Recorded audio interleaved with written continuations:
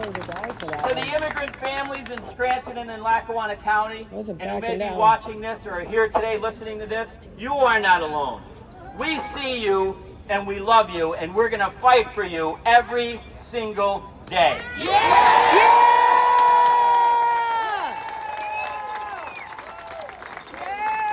Because, as the poet Maya Angelou said, you may shoot me with your words, you may cut me with your eyes, you may kill me with your hatefulness, but still, like air, I'll rise.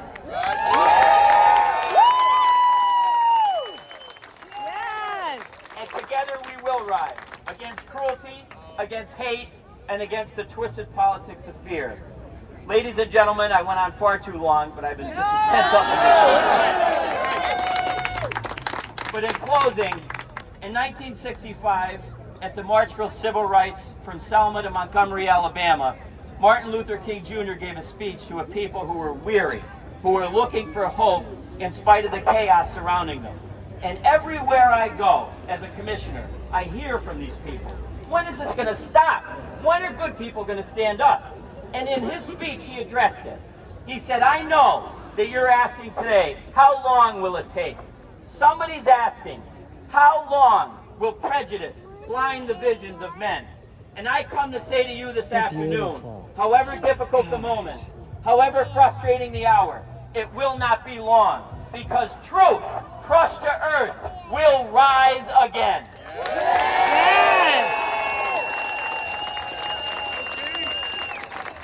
How long? Not long, because no lie can live forever. How long? Not long, because you shall reap what you sow. How long? Not long. Truth forever on the scaffold, wrong forever on the throne. Yet that scaffold sways the future, and behind the dim unknown standeth God within the shadow, keeping watch above his own.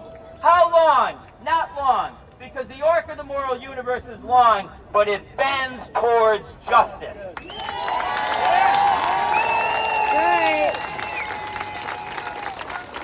So in closing, you're going to hear a lot from these MAGA people. Ignore them. Don't waste your breath on them. Don't waste your time and your energy on Facebook and Instagram responding to them. You can't get through to them. Come out and organize and march and fight for the future of this country.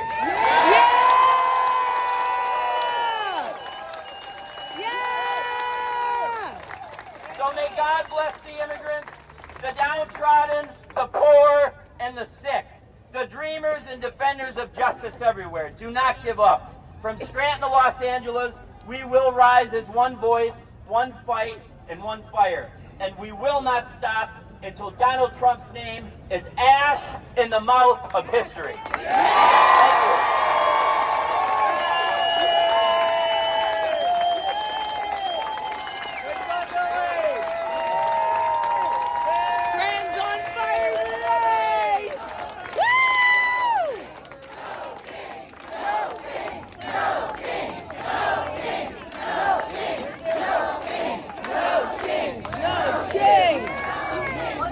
Thank you.